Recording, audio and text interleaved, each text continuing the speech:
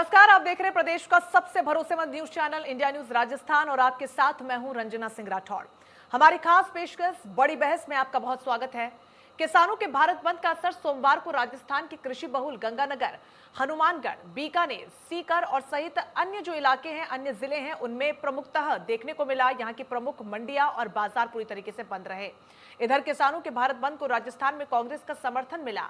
PCC chief Govind Singh Dotasra Jaipur में collectorate पर चल रहे धरना स्थल पर पहुंचे और किसानों का समर्थन भी किया। इस दौरान गोविंद सिंह डोटासरा ने केंद्र सरकार पर जमकर निशाना साधा। साथ ही किसानों के इस आंदोलन में अंतिम समय तक साथ देने का वादा भी किया।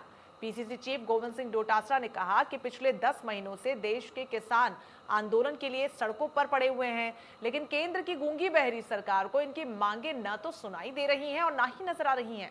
तो वहीं केंद्र के कृषि कानूनों को खत्म करने के लिए राजस्थान सरकार ने विधानसभा में विशेष सत्र बुलाकर 3 विधेयक पारित किए थे।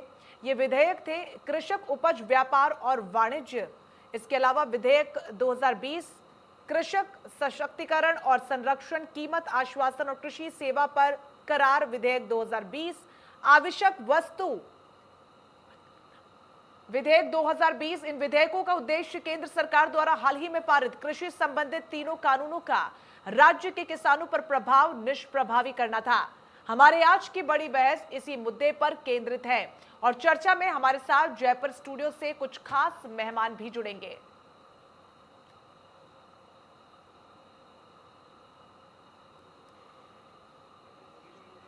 के लिए रात को 11 बजे जाते हैं। मैं पूछना चाहता हूं देश के प्रधानमंत्री को कि काश देश का प्रधानमंत्री किसानों के बीच में आके पूछता कि 10 महीने से आप यहाँ क्यों बैठे हो।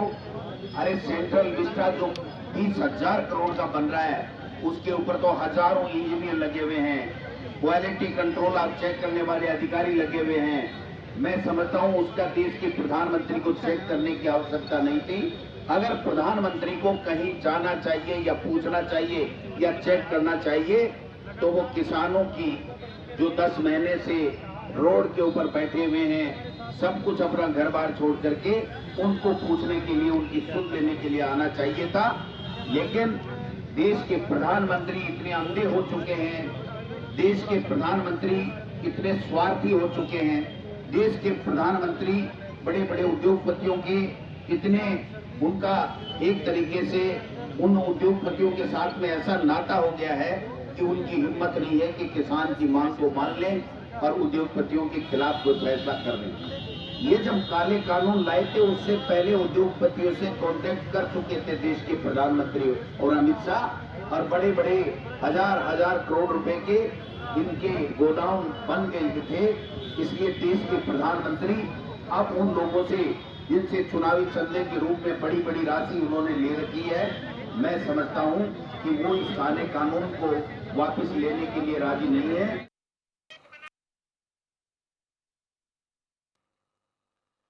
पीसीसी चीफ गोविंद सिंह डोटासरा ने क्या कुछ कहा, यह मैं आपको सुनवाया। आप चर्चा की शुरुआत करेंगे। खास मेहमान हमारे साथ जुड़ रहे हैं भारतीय जनता पार्टी के नेता राजेंद्र मीणा साहब हमारे साथ जुड़ रहे हैं। इसके अलावा राजेंद्र मेघवाल कांग्रेस के नेता हैं, आप भी हमारे साथ जुड़ रहे हैं। छगन चौधरी महासचिव अखिल भारतीय किसान सभा के, आप भी हमारे साथ जुड़ रहे हैं। आप तीनों मेहमानों का खास चर्चा का हिस्सा बनने के लिए बहुत धन्यवाद।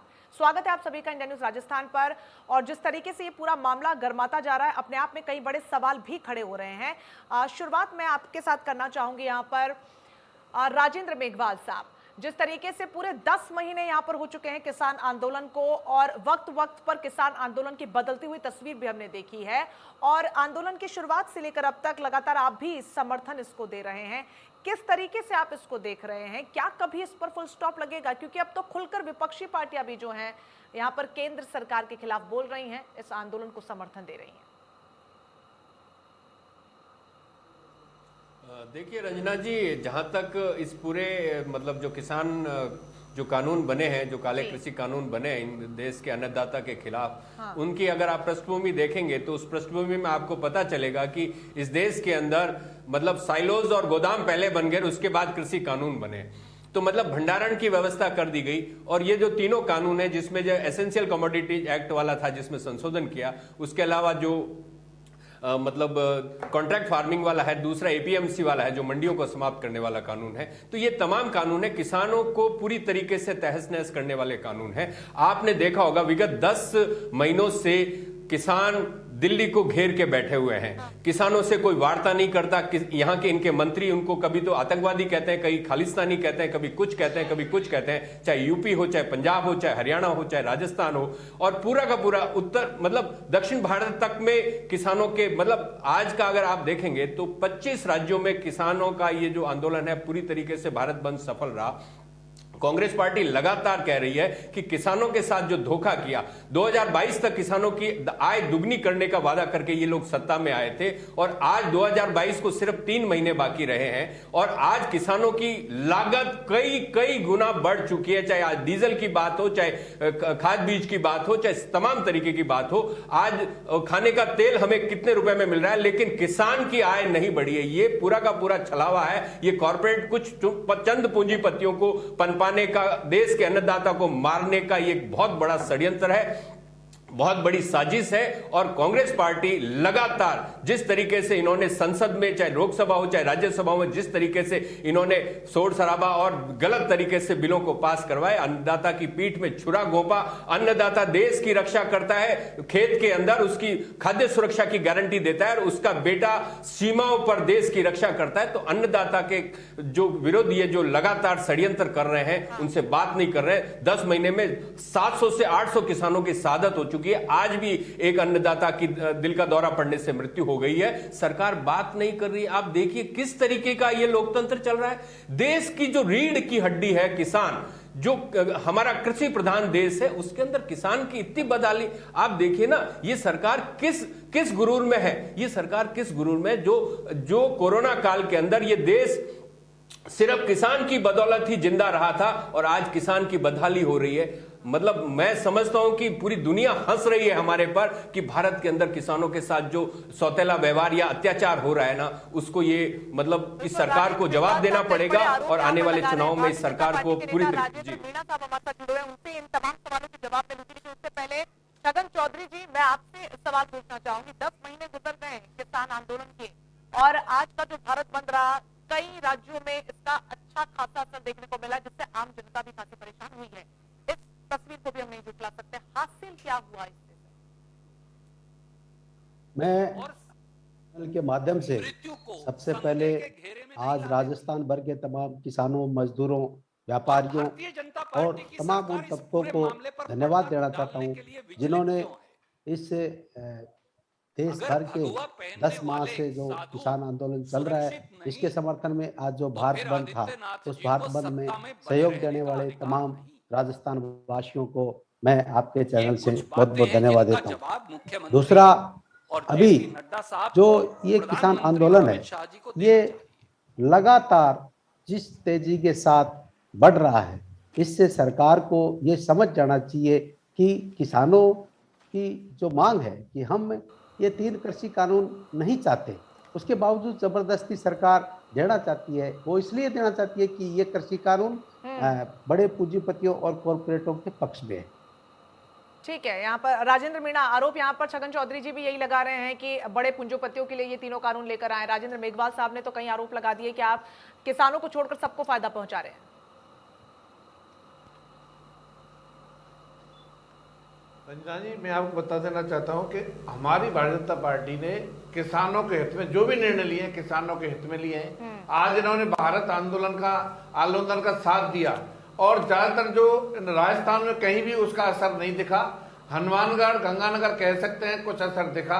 इन्होंने पूरा यहाँ भी राजस्थान में पूरे कांग्रेसी कार्यकर्ताओं ने साथ देने की बात कही, पर कांग्रेस के कार्यकर्ता ही साथ में नहीं आए। जब लोकसभा की बात आई, लोकसभा में की बात तो कहते हैं कि किसानों के हम साथ हैं, पर इन किसानों में विपक्ष की पार्लियामेंट लोकसभा में भूमिका नहीं निभाई। आज किसानों के जो तीनों बिल हैं, किसानों के कहीं अलग नहीं है।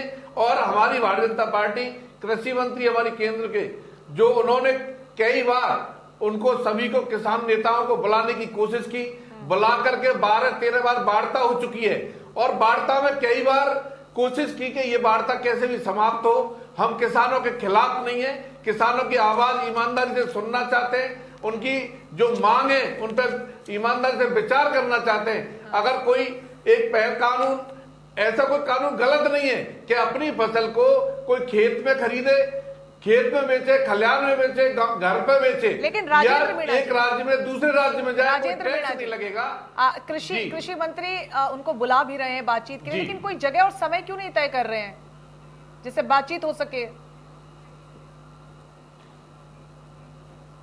नहीं, अब अभी भी उन्होंने कहा कि आप खुला भारतीय जनता पार्टी खुले मन से चाहती है कि आप आए और वार्ता करने को तैयार है। तो चाहती अगर ठीक कहीं है, भी लेकिन क्या समय और तारीख दी गई बात हो, पहले कानून की बात हो, कोई समय तारीख MSP जगह, कोई समय तारीख जगह दी गई है?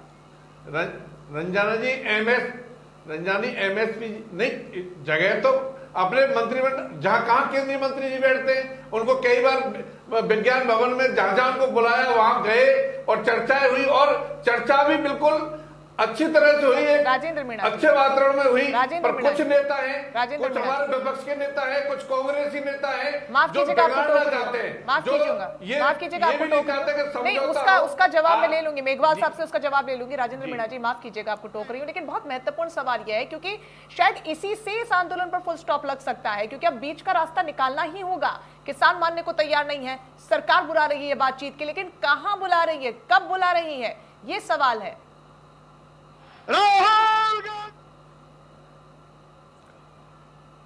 कभी भी चर्चा हो सकती है, फोन पे बात हो सकती है, उनको खुले मन से आमंत्रित किया है।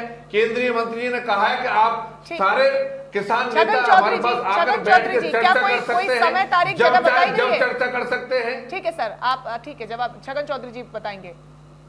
क्या कोई समय तारीख जगह बुलाया गया है?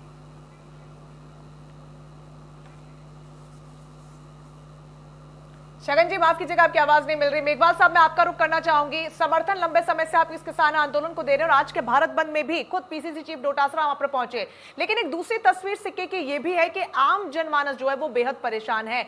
एक तरफ तो आप किसानों का समर्थन कर रहे हैं, दूसरी तरफ मंडियां बंद हैं, उससे भी कहीं ना कहीं किसानों का ही नुकसान हो रहा है ना, बाजार बंद है, आम जनता परेशान हो रही है। हेलो, मैं आदरणीय सतना युवा तुर्क की वहां के सहयोगी थे, चाहे अकाली दल हो, चाहे राष्ट्रीय लोकतांत्रिक पार्टी हो, इन्होंने जो कि किसानों के हित की बात करती थी, वो उनसे भी इन्होंने सलाह मशवरा नहीं किया। ये कहते हैं कि इन्होंने किसानों से बात नहीं की, यहां तक कि इन्होंने अपने खाद्य प्रसंस्करण मंत्री थी उनके साथ भी वार्ता नहीं की, उन्होंने भी इनके साथ छोड़ दिया, इस्तीफा देकर बाहर आ गई।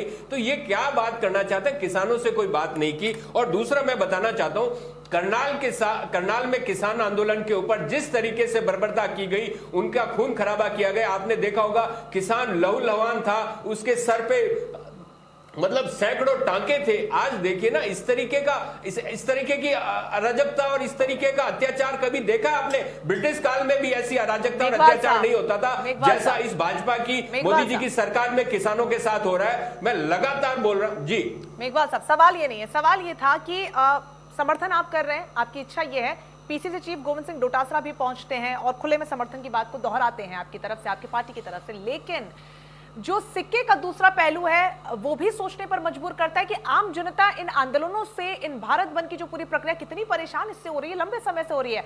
आज मंडियां बंद रही, क्या किसानों को नुकसान नहीं हुआ? एक तरफ यहां भी तो किसानों को नुकसान हो रहा है ना, अगर आप यहां पर किसानों के हक की बात करते हैं और उनको सपोर्ट देने के लिए पहुंचते हैं, तो बंद तो कहीं ना कहीं बीच का रास्ता नहीं हुआ ना। रंजना जी, ये लड़ाई इस पीढ़ी की नहीं है, इस फसल की नहीं है, ये लड़ाई नस्लों की है। ये लड़ाई इस देश की नस्लों को बचाने की है। किसान के लिए अगर ये देश खड़ा नहीं है ना, तो ये देश वास्तव में बहुत कमजोर हो जाएगा। मैं बोलता हूं, खाद्यान्न सुरक्षा इस देश को किसने दिलवाई? हरित क्रांति के माध्यम से, चाहे तमाम तरीके की जो सुविधाएं हुई इस देश के अंदर, किसानों की बदौलत हुई। आज किसान इस देश की रक्षा करता है, चाहे कोरोना काल हो, इस देश के अंदर खाद्यान्नों की कमी नहीं आई। लेकिन इस सरकार ने क्या किया? इस सरकार ने विदेशों में जाके एमओयू किए, सारी की सारी जो सुविधाएं हैं, भंडारण की सुविधाएं पूंजीपतियों को दे दी।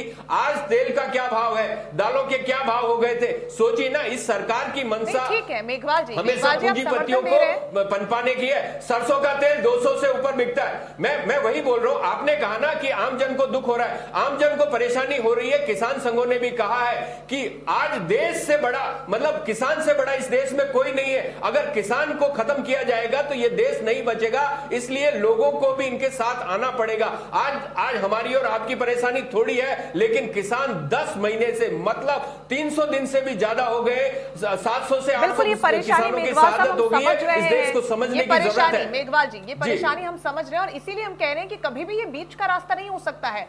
आप समर्थन दे रहे हैं, ये आपका कॉल है, लेकिन शायद किसानों को, उनके नेताओं को समझाना भी आपकी एक बड़ी नैतिक जिम्मेदारी हो जाती है कि कहीं ना कहीं किसी एक बिंदु पर आकर तो एक मत रखें, क्योंकि सरकार है लगातार बातचीत के लिए बुला रही है, किसान अपनी मांगों पर अड़े हुए हैं, ऐसे तो रास्ता सर नहीं निकल पाएगा ना। ठीक है छगन साहब, जल्दी से जवाब दे दीजिए। यहाँ पर मीणा साहब का कहना है कि लगातार केंद्रीय कृषि मंत्री आप लोग को बुला रहे हैं, क्या समय, तारीख, जगह किसी चीज का आपको यहाँ पर बताया गया है? कांग्रेस पार्टी के वरिष्ठ नेतागण आज के इस चुनावी सभा में उपस्थित हमारे पार्टी के नेतागण, दूर दराज से आए हुए सभी सम्मानित बड़े बुजुर्गण, सभी सम्मानित माता बहन, सभी सम्मानित नौजवान साथियों।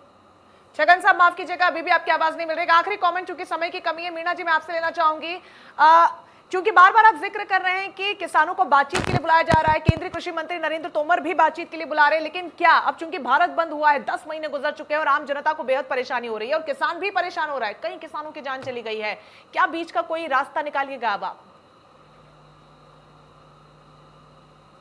रंजानी, किसानों की बात कांग्रेस ने कब की? ये झूठ बोल करके सरकार में आ गए, इन्होंने पूरे किसानों के सर ये सवाल नहीं है, माफ कीजिएगा फिर से आपको टोक रही है, सवाल है, आप ये बताइए कि अब जगह आपकी पार्टी की तरफ से, आपकी सरकार की तरफ से जगह और समय दिया जाएगा, जगह और समय दिया जाएगा? के बारे में बात कीजिए इस वक्त। सवाल ये नहीं है कांग्रेस क्या कर रही है, सवाल ये है क्योंकि सत्ता में आपकी पार्टी है, राजेंद्र मीणा जी जगह और समय दी जाएगी क्या?